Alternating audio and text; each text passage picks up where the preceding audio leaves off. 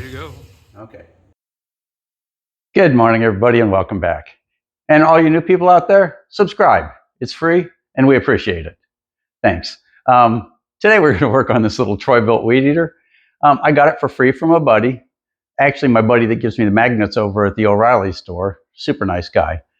Anyway, it's been sitting around for a long time, and I got to look at it, and the cover looks really sun-faded, and so I didn't expect much of it, but I threw a little starter fluid in it, and after 4 or 5 pulls, it tried to kick a little bit. So I know it's still got a little bit of life left in it.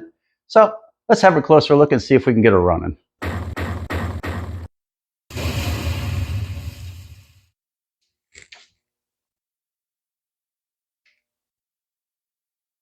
There we go. Let's get you in here nice and close. And turn some lights on. There we go. Okay, when you look at it, you see all the rust here and the rust in the screws? The screws are just welded shut. So we usually replace carburetors anyway on these because it's just not worth rebuilding them. But this one is definitely got to go. So I can't get these screws to move at all for adjustments. And I'm sure she probably needs new fuel line and whatnot. God knows what's in the gas tank. Let's have a look.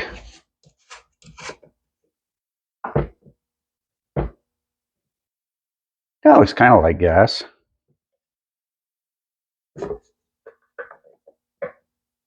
Huh. Interesting. Okay, let's go ahead and drain the gas out and get to work on this bad boy.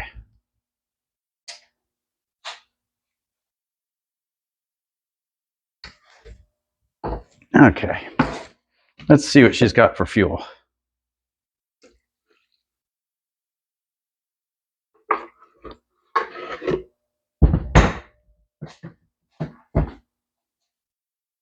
Huh. I can see where it wouldn't want to run with that mess. It looks like it's old premix, and it's got something floating in it. But that's okay, because we're going to pull the fuel lines off of it anyway.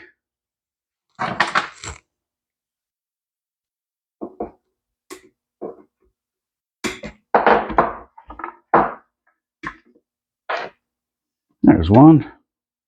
Oh, and the other one's really, really short. That's going to be hard to get out. This tube faces the right direction, though, so we might be able to grab it.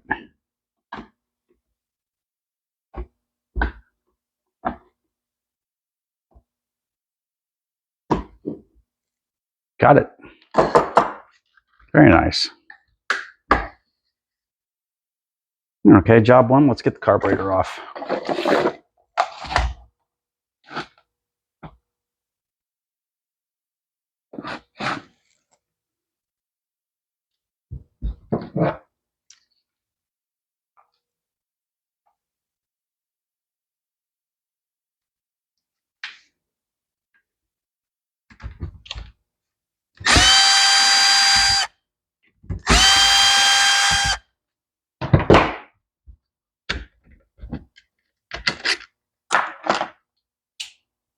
Looking good, looking good. I already went ahead and bought a carburetor for her because when I just saw the general condition of it and saw the rust on the bolts, I knew it probably wasn't going to be very savable. And if you're doing this to yours at home, don't bother with the rebuild kits and all that whatnot. This carburetor was, I think, $15 for this thing. And it just saves you so much time and effort to just go ahead and buy one.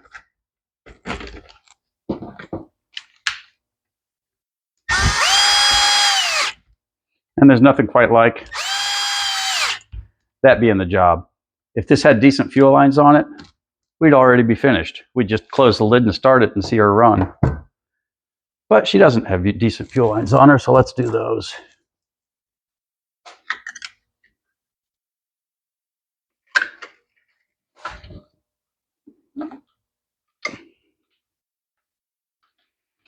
I've got some black fuel line. I should use it for something.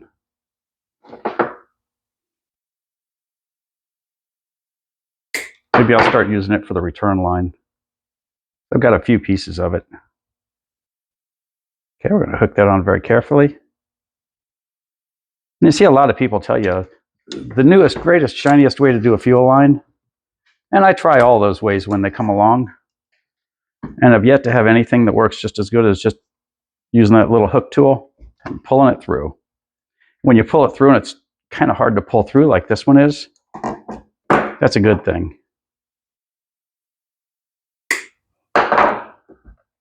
If it pulls through too terribly easily, then you're probably not tight enough and you're going to have leaks. Okay, there's that. Let's figure out where we want our filter to land. Put it right about there.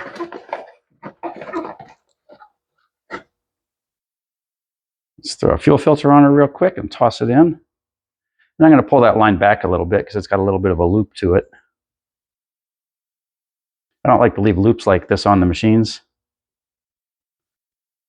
because it gives you some place to catch your finger on it when you're using it and pull the fuel line out of the carburetor.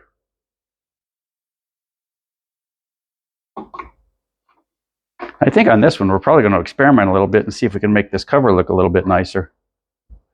We'll see how she runs first. Don't want to beat a dead horse. And let's take a look inside.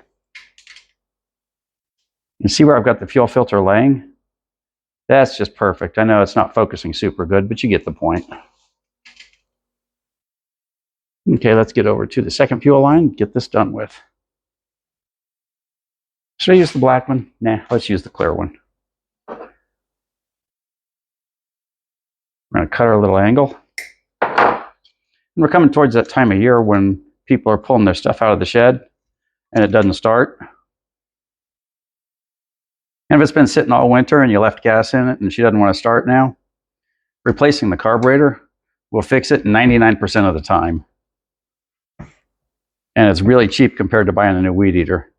So if you've got one you like that you'd rather keep, or if you just don't want to waste the money on a new one, then consider doing the fuel lines and carburetor rather than spending all that money on a new one. Now this is going to be the return line, so it doesn't have to be as long. It doesn't matter which of these holes the lines go in. They're both going to the same gas tank. Let's give us just another inch. There we go.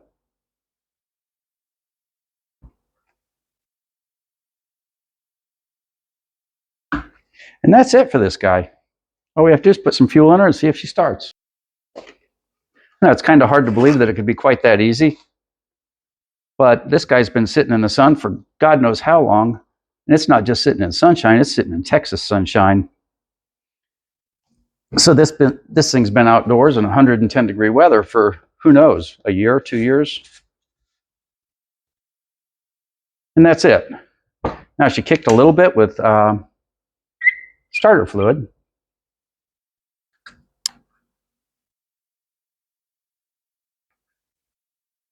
And your return line is usually the one closer to the primer bulb. And that's usually. But when you're pumping it, you want to verify it and make sure that the fuel is returning to the side that you do not have a filter on. Okay, now we haven't adjusted the carburetor, and it might need some adjustment before she's ready to run, but let's give her a kick.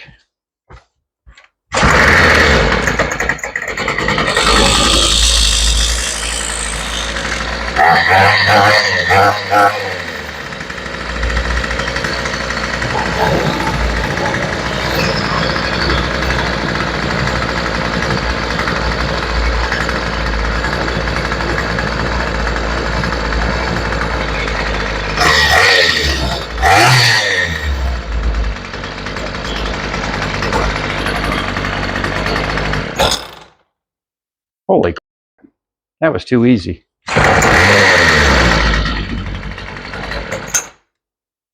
This thing may be ugly, but whoever gets it is going to get a winner, because this thing started up on the very first pull with the new carburetor.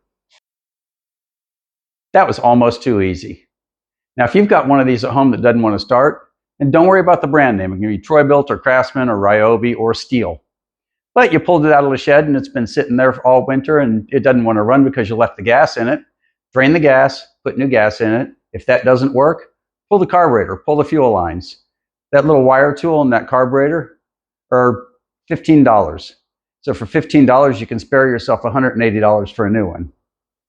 Well, Thanks for watching, and don't forget to subscribe. We'll see you next time.